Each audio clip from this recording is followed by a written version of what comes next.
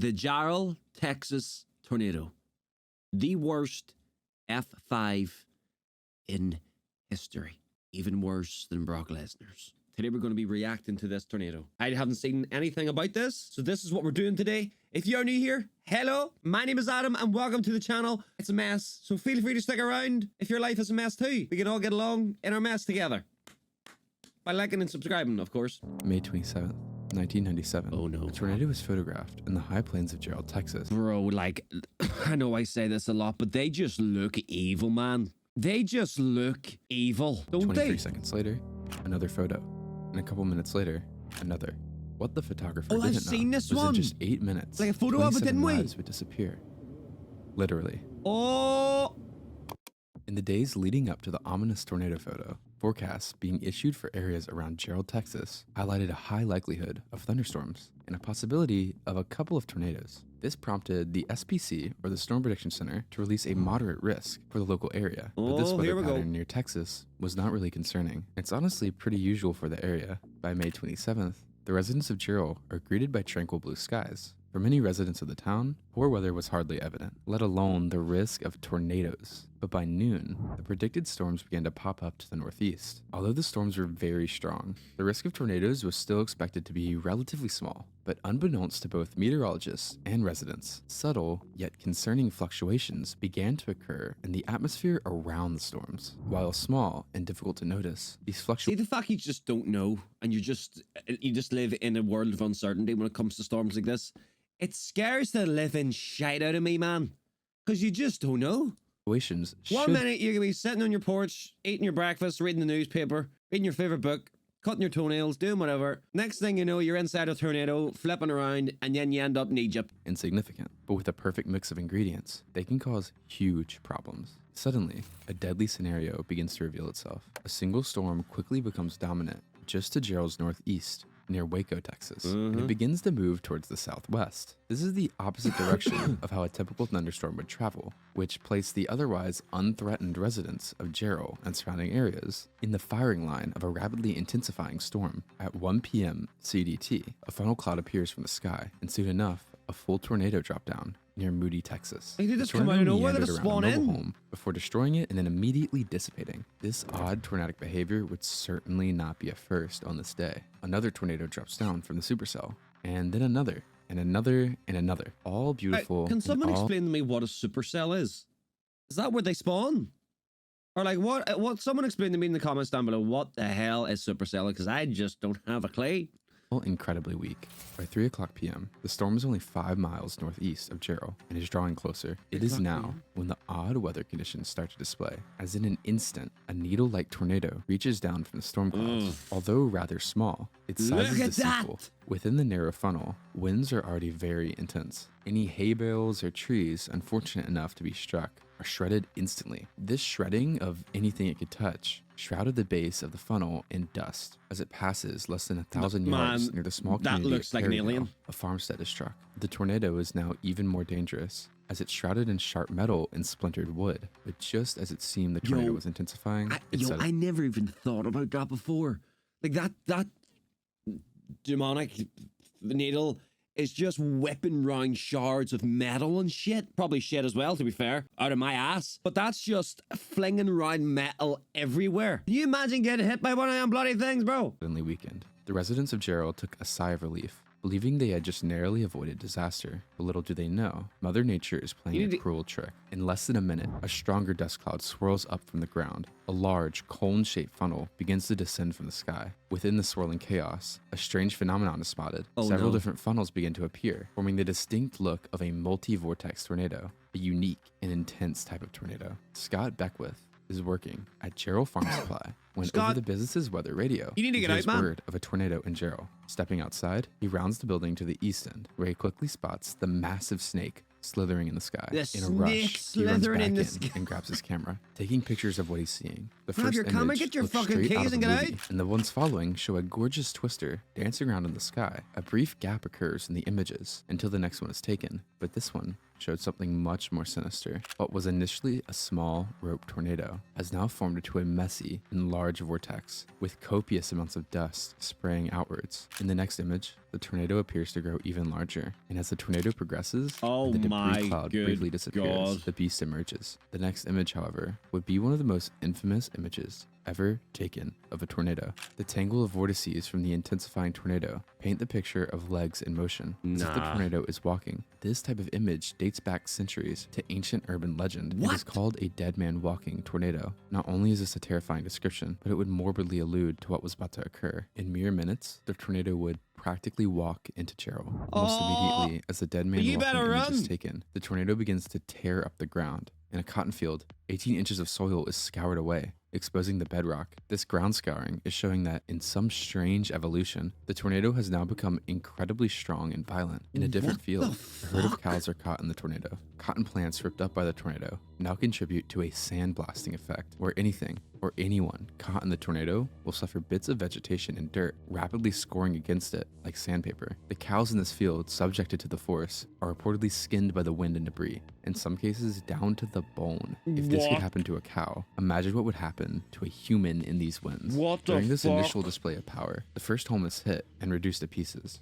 Here, the storm shelter of the property has its 5-inch thick concrete roof torn off, and it's never found again. Fortunately, no one was home at the time. Where the hell to tornado then go? moves onward towards a farmstead on County Road 308, obliterating all structures located there, including a barn, multiple grain silos, and a home. Luckily, no fatalities or injuries were reported here, suggesting Oh, no one was shit. home at this property either. It's heading With towards a all load the of thick homes. soil being gouged out of the ground, the tornado quickly gains an ominous black the color. The fuck? funnel grows steadily, swallowing up an increasing vast area of land. It isn't long until the tornado is approaching 3/4 of a mile in width and is now crossing into a subdivision named Double Creek Estates. Sirens have been blaring for over 10 minutes, allowing the residents to find appropriate shelter. 5 members of the Igo family arrive home to take shelter, as the tornado is only minutes away. At this point, the tornado appears less like a conventional funnel and more like a monstrous fist dragging itself across the ground directly towards the subdivision.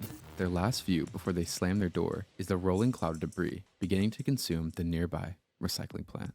As the Igo family hurries into the central room of their home, the most appropriate shelter at their disposal, they can only pray it is enough to protect them from the worsening conditions just outside. get in the car and Meanwhile, leave? at the recycling plant, all hell is being let loose. Steel beams are warped and snapped. Nearby roads are subjected to such extreme winds. Over 500 feet of asphalt is stripped away. As the forward movement of the tornado begins to slow, the cloud of steel and mud begins to envelop the Igos. The sandblasting effect of the Fuck this. winds smashes in their windows Get and in the allows car, a torrent stick of it in the air fucking to begin drive, tearing and apart get the out of there, structure. man. In an extremely horrifying turn of events, the tornado begins to slow down until it's practically stationary over the That's home, bad. but it doesn't weaken, It's over the allowing the home. strongest winds to pound and tear their home minute upon minute. Oh, the effect is Lord. much the same as a huge power washer, scouring the paint from Oh, their car no. before crushing and mangling it to the point where you can't even tell it's a car, and disassembling the home's walls before reducing the bricks to basically dust. It is minutes before the winds subside, What but no the mercy fuck? is ever given to the Igo family, as all 5 do not survive. The tornado slowly crawls Jesus. forward, no faster than a walking pace, towards the Hold on a minute. I don't understand this, man. Is this a lapse? Is this just, have they died due to a bad decision? Why didn't they get in the car and leave when it was like 5 minutes away? I hope it wasn't these things. We have to stay in our home because it's our home. I hope to God that was not their reason, man. Because they died for no reason, and that would make me extremely angry, bro. Why didn't they get in the car and go? I scouring don't the paint from their understand. car before crushing and mangling it to the point where you can't even tell it's a car, With no petrol and in it? disassembling the home's walls before reducing the bricks to basically dust. It is minutes before the winds subside, but no mercy is ever given to the That's Igo sad. family, That's as all brutal. 5 do not survive. That's The brutal, tornado man. slowly crawls Fuck. That's horrible. forward, no faster than a walking pace, towards its next target, the Mowring household. John and Michael Ruiz, realizing their trailer home will offer no safety from the approaching winds, rush to the neighboring Mowring family to shelter with them. Lacking an underground shelter, they quickly head to the most interior room of the well-built brick home. But tragically, much like the Igo family, Oh, no. the tornado shows no mercy. Within seconds, the walls cave in upon the 6 victims, pinning them as pieces of rebar, grass, and wood rain down on them. Before long, The debris itself is bombarded with such ferocity that no large objects even remain. Within the chaos, all 6 individuals are killed and left buried in a pile of basically brick and wood powder. To the north and south of the same road, the tragedy continued. To the south, Cindy Smith and her 2 daughters perish as the home they are sheltering in is lifted into the air by the tornado. The home was obliterated so significantly, no discernible debris remains in the area. Simultaneously, to the north, the LaFrance family is sheltering in their bathroom as their roof is ejected into the sky. The father, Billy, feels the winds beginning to tug on him, causing him to grasp to the sides of the bathtub in an attempt to continue shielding his daughter and his wife Debbie. The last thing Debbie sees before the house crumbles onto her is her husband slipping away into the darkness. As the bathtub becomes mobile, she embraces her daughter in an attempt to save her, but quickly loses consciousness. Because there are nearly no storm shelters in the Double Creek subdivision, these families had That's so heartbreaking. Why didn't they just leave? I don't get it. You clearly know there's a tornado coming 10 minutes ago. You can literally... I bet you they stood and watched the tornado coming towards them. Why didn't they just get the fuck out? no other choice than to try and survive the storm above ground. However, a select few You don't get it? have the fortune of a storm cellar on their property. 6 members of the Hernandez family seek refuge in their storm cellar as their home was swept away above them, whilst those seeking above ground shelter in the neighboring homes do not survive. At a different storm shelter, Michael Vrana, along with 18 other people, sit cramped and in fear as the winds howl above them. Many fear the cellar door will be torn off as the roar of the winds climb and climb. Thankfully, the tornado passes by without incident, and everyone in the shelter survives without a scratch. Without these 2 storm cellars in Double Creek, there's no doubt that many more people would have died. Although no more than 25 structures are impacted in Double Creek, a total of 27 people are left dead by the time the vortex leaves the community. The damage at directly impacted homes is incredible. Even among the most powerful tornadoes, debris from the destroyed homes indicates to an observer that there was once a structure located there. In Double Creek Estates, this is not the case. To someone viewing the aftermath, most would assume the area was never developed in the first place. Where homes once stood, only bare foundations. That is insane. Not even the plumbing is spared, as in many cases, it has been ripped up from deep within concrete and shredded. Although the destruction is clearly attributed to the insane winds, there's no doubt that the slow movement of the tornado was a major factor that allowed the tornado to pulverize the community beyond anything in recorded history. While this could undoubtedly be referred to as the worst tornado damage to have ever been inflicted, it arguably isn't even the strongest tornado. But after the tornado finishes its rampage through Double Creek, the time it has before it dies is limited. It meanders to the west towards an unpopulated forest before slowly shriveling up and dissipating. But even before the tornado is gone, first responders and EMT crews are rushing to the hellish scene to help survivors. When they enter Double Creek, they discover that there's little hope that anyone in the path is alive. In the core of the damaged path, it is found that the survival rate above ground was 0%. First responders are joined by civilian volunteers and what is now victim recovery. At first, the search didn't find anyone. Let's take a isn't turn, until man. closer inspection, the remains of the victims are identified. The identities of the deceased can only be found through use of dental records. As a seemingly futile search for survivors continues, the unbelievable occurs. By a peach tree just north of the core of the damage, Debbie LaFrance is found badly injured, but still alive. To this day, she maintains that if this tree, located in her backyard, wasn't there, she surely would have died. But the miracle continues, as just down the road, Oh her man, I daughter ain't gonna is lie, also bro. found injured. She lost her husband and daughter. Fuck, if that's me, man, I probably would have wished I would have went as well. But alive, sitting on the ground hundreds of feet from where her home once stood. Unfortunately, Billy, who protected Debbie and his daughter in their bathtub, did not survive. In the years following Wait, did the daughter survive? I need to know if the daughter survived, bro.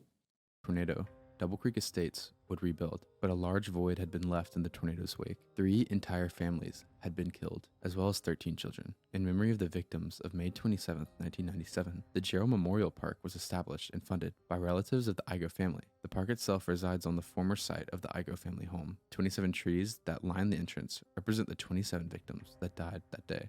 Yeah, that took a turn. I didn't realize it was going to get that dark. Yeah, it really just goes to show, as lighthearted as I try and keep these videos and reactions to, guys, it is a serious business, the whole tornado game, isn't it? Like, goddamn, rest in peace to those victims. Thank you for watching, ladies and gentlemen. If you guys want me to react to anything, put it in the comments box down below. I appreciate you. Thank you for watching. Remember to like and subscribe. Goodbye.